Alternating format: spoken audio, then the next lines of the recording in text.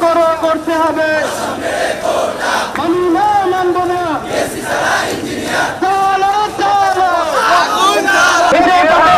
নয় লড়াই লড়াই লড়াই চাই 24-এর হাতিয়ার।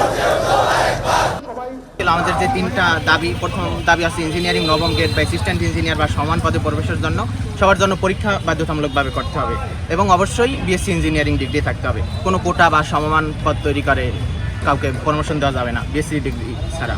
তারপর দ্বিতীয় যেই দাবিটা সেটা হলো টেকনিক্যাল দশম গ্রেড বা সাব অ্যাসিস্ট্যান্ট ইঞ্জিনিয়ার বা সমান পদ সবার জন্য উন্মুক্ত রাখতে হবে।